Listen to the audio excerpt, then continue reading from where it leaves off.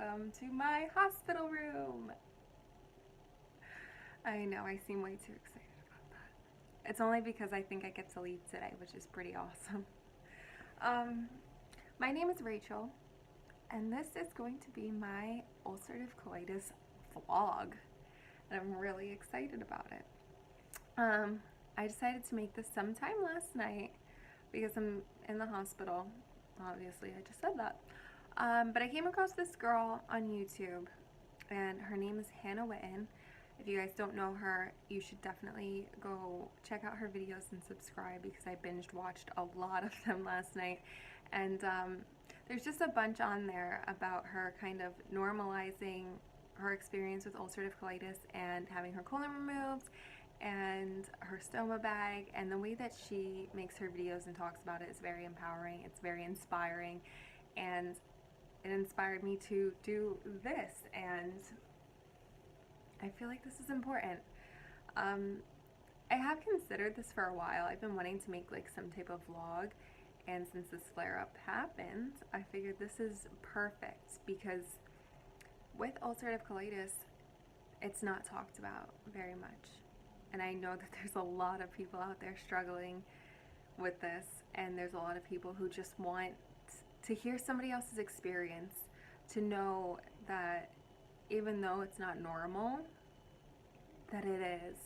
That what we go through and what we struggle with, it's normal. There's a bunch of us, and we just don't talk about it because people are uncomfortable talking about what goes on in the bathroom, which is ridiculous. We have a disease, people, and let's talk about it. Let's make each other comfortable. Let's be there for each other because we all go through this right now.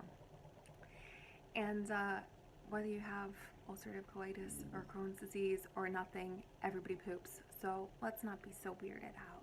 Okay? Thanks. So I just really wanted to make this video to share my experience. This video is going to be just really about this flare up right now. And then hopefully I'll be making more videos on my entire experience and what life is like with ulcerative colitis for me. So I came into the hospital Wednesday night, and it is now Sunday morning. Hopefully I can get discharged and go home today because I am feeling better. This flare-up started probably about 2 months ago, and at the time that this flare-up started, I did not have a new gastrointestinal doctor because I have recently moved. I lived in Pennsylvania, and I had a great team that I fully trusted, and I was in remission for 4 years. My colonoscopy showed no signs of active disease at the time. I was doing great. And then I moved to Florida. I haven't switched my doctor because I didn't yet. And let me tell you, the Florida healthcare everything is it's not great. But I was in remission for 4 years, and the only factor in my life that has changed in those 4 years until 2 months ago was that I was a smoker, which I know, disgusting. Obviously that's why I quit. There is some serious beeping going on in this hospital right now. So yeah, I quit. And then a little bit after I quit, I got a cold, and then I got my flare-up. And I'm not a doctor, and I don't think you'll ever meet a doctor that'll actually tell you this, but I know that nicotine has shown, like, that it'll help subside symptoms. And I just find it a little funny that as soon as I quit smoking, all this started coming up. I'm not going to go back to smoking because I don't need that. I don't need more health problems or anything like that. I just find it ironic. Anyway, so as this flare-up started, I don't have a gastrointestinal doctor, so I'm calling my doctor in Pennsylvania, and I'm like, listen, this flare-up started. I don't know what to do because it's been so long. I take my medicine. I need more, though. So she calls in my medicine. Oh, that actually felt really good. So they call in my medicine down to Florida. They doubled it up. I'm like, all right, I'll do that. She goes, if it gets worse, you are going to have to go to the ER. So I'm taking my medicine. I'm just starting to eat, bland chicken and mashed potatoes. And it's not getting better.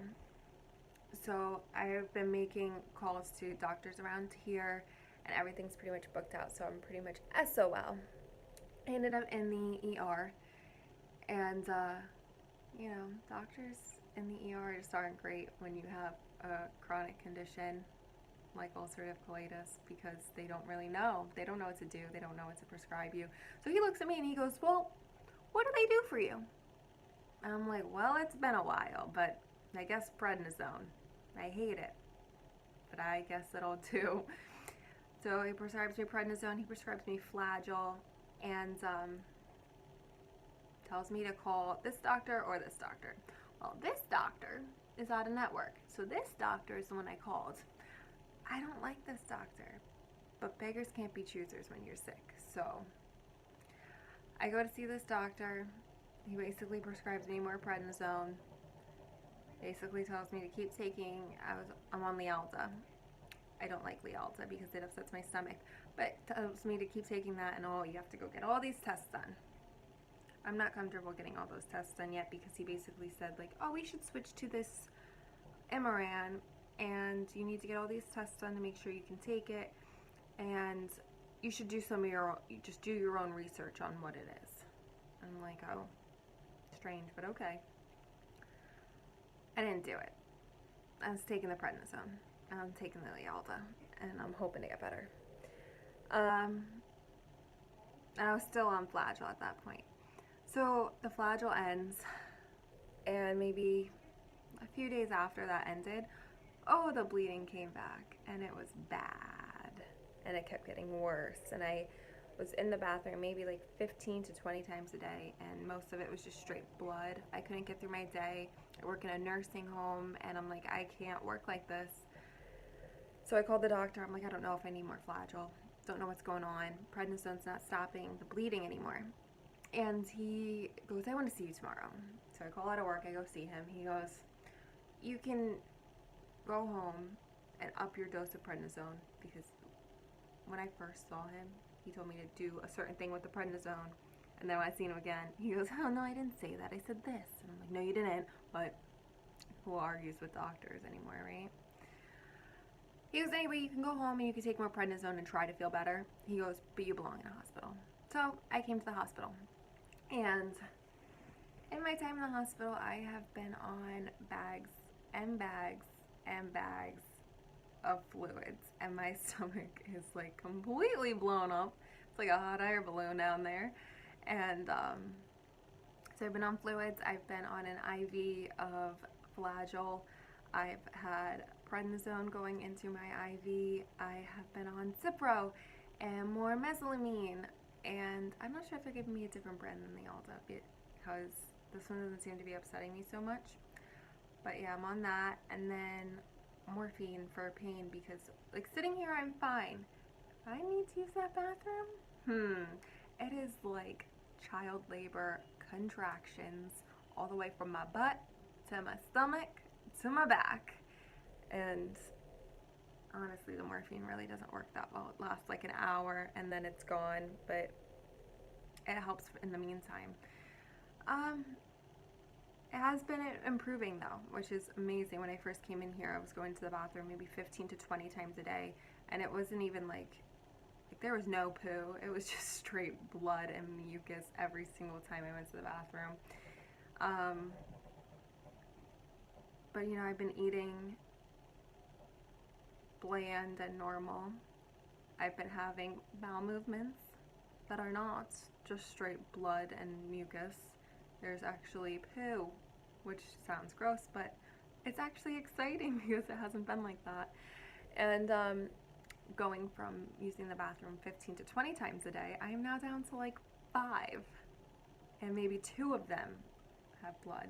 So I am getting better. So that's why hopefully I get to go home today, and I'm super excited. And I guess I'm just going to keep you guys updated on how it goes. I am looking into switching my medication. I'm probably going to be starting Humira. That makes me nervous because I don't know. I have to do some more research on that, but I really think it's probably my best option at this point. Although the, suppressed immune system kind of sucks because I'm going to be working in a nursing home with a suppressed immune system, so I got to be careful there. But I'm getting better right now, and I'm recovering. I still feel like weak. I still have stomach pains, but I do feel well enough to go home and take my medications and eat better. And when I get home, I still have to go take a whole bunch of tests to see about starting the Humira, and hopefully my insurance doesn't give me any problems. They shouldn't, but I know people have had issues with getting approval from insurance for their medication, which I find bullshit, but I guess that's life. So yeah, let me know if you guys have ulcerative colitis or Crohn's or whatever you're going through. Please feel free to give me a comment. Let me know how you're doing. Let's not make this so weird, guys. We have stomach conditions. Let's talk about it. Let's be there for each other because it helps. And I hope I can help somebody out there realize that you're not by yourself. You're not alone. It's okay. And we should just band together and be a really cool, you know, ulcerative colitis team. You got ulcers in your stomach? Hey, me too. Alright guys, thank you for watching. This is going to be, a little journey. And I'll check back in with you guys, let you know how my healing goes. Keep an eye out for more videos. Bye!